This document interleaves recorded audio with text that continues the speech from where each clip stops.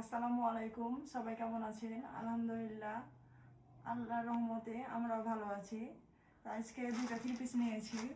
দেখামু সরো তো একটু, এখানে বসো, আমার পাশে বসো। হ্যাঁ, এখানে বসো। আমি কোথায় যাচ্ছি না, এখানে বসো। আচ্ছা, যাবো, আবার যাবো বাইরে। কোথায় কোথায়? জীবনের প্রথমবার মাকে ছাড়া থ্রি পিস কিনলাম। যখনই কোনো কিছু কেনাকাটা করি তখনই মাই কিনে দিত, মানে মায়ের পছন্দ সব কিছু কিনতাম। তো দুনিয়াতে যেহেতু আমার মাই নাই, এখন একা একা চলতে হবে। আজকে দুইটা থ্রি পিস নিয়েছি। তো যখনই কোনো কিছু কেনাকাটা করি বা ভালো কিছু খাবার রান্না করি তখন মায়ের কথা ভীষণ মনে পড়ে।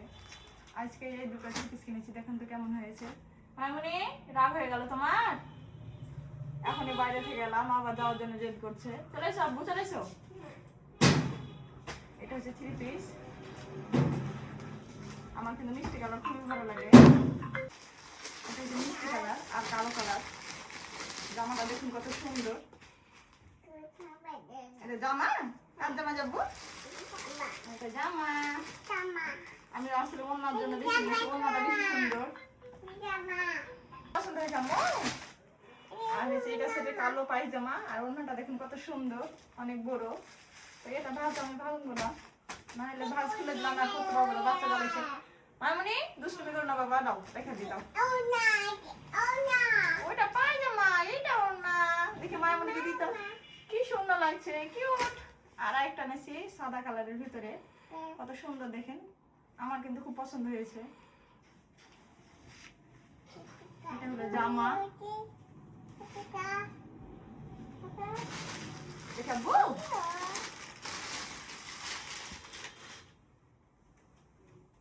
আর এটা পায়জামা, আর এটা মনে হয় ওড়না।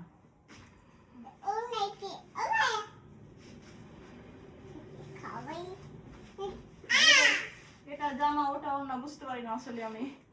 যাই হোক, একই রকমের লাগছে, আমি বুঝতে পারি না। দোকানদার মনে হয় এটা এটা ওড়না। হ্যাঁ, ওটা এটাই ওড়না, এটাই ওড়না। নরম হয়ে আছে আর সাইডে ই করা আছে। তুমি পড়বে ওড়নাটা?